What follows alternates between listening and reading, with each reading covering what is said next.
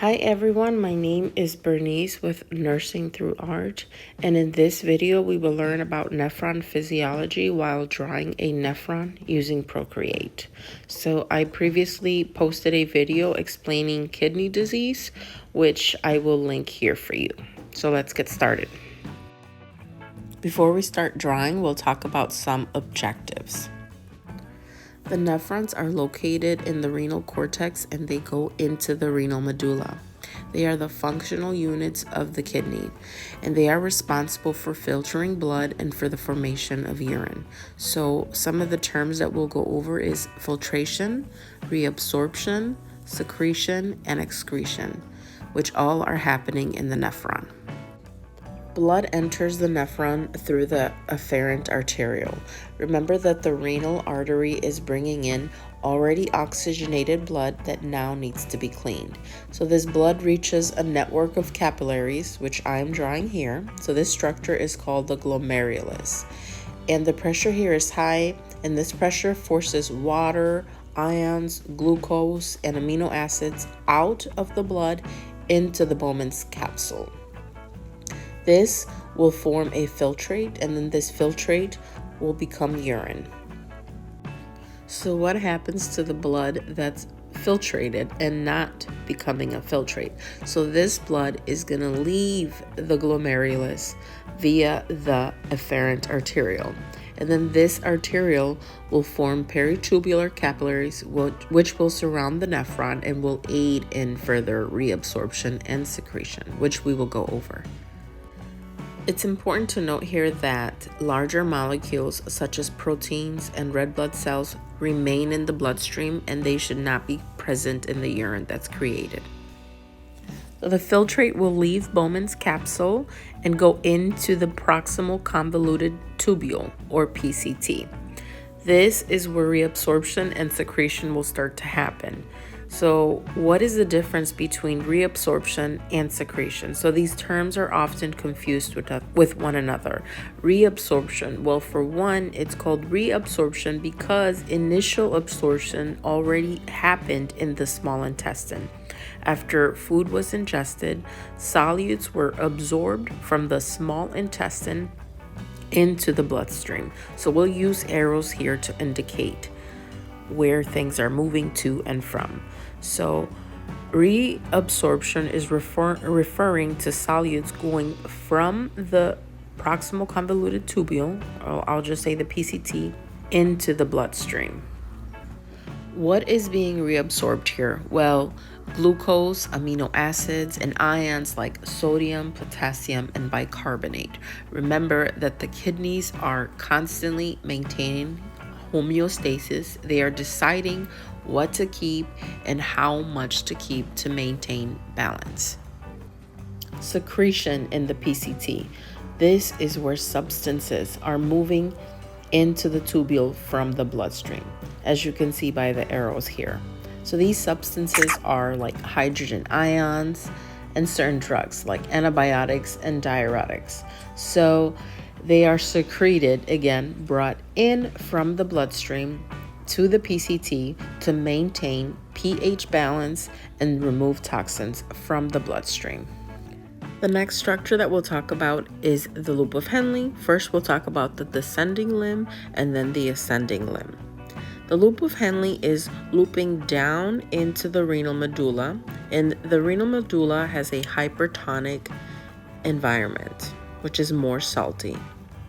So again, the filtrate is flowing down the descending limb, and the water is being reabsorbed. Remember, reabsorbed is going away from the nephron.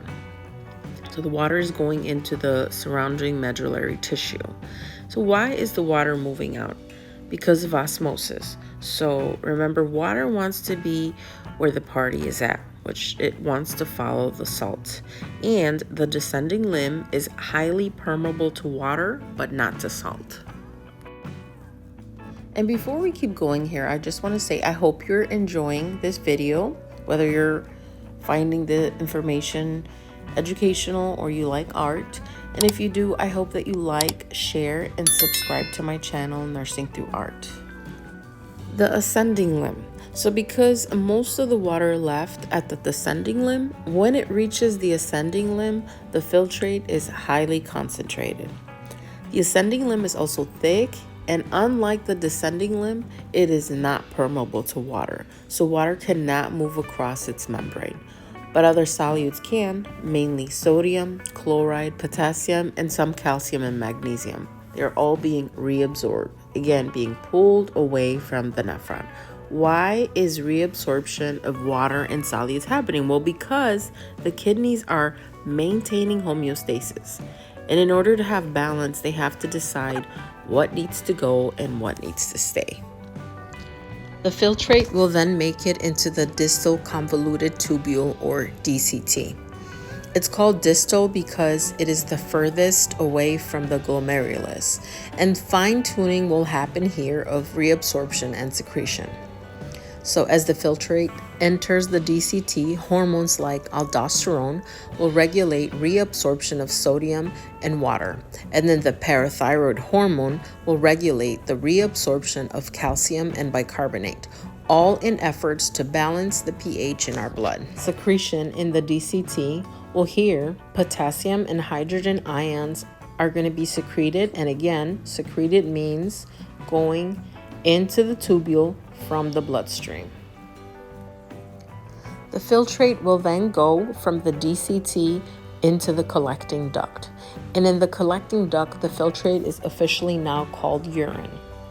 And final adjustments will be made here. So water is going to be reabsorbed under the instruction of the antidiuretic hormone, which determines the urine's final concentration. And then also in the collecting duct, reabsorption of urea is going to be happening, which helps maintain the osmotic gradient in the medulla. And this matters because we want to make sure that the medulla continues to maintain a hypertonic environment so that it is able to continue to pull water. And then finally, the urine from several nephrons. Well, and when I say several, I really do mean like several, since a kidney has about 1 million nephrons in each kidney. But anyhow, the urine will exit through the collecting duct into the renal pelvis, and then it'll be funneled into the ureter, and then the ureter will transport the urine to the bladder, where it will be stored until it is excreted from the body through urination. And just a quick recap of what we learned today. So again, blood is coming in to be clean. It is going to be entering the nephron through the glomerulus, where a filtrate will be created, and then it will make it to the PCT, where absorption and secretion will happen, and then down the descending loop of Henle, where most of the water will be reabsorbed. And then it'll make it up to the ascending limb for more reabsorption and more secretion. And then final adjustments will be made in the DCT for the concentration of urine. And then finally, the filtrate will be called urine in the collecting duct, when it will make its way out to be excreted through urination.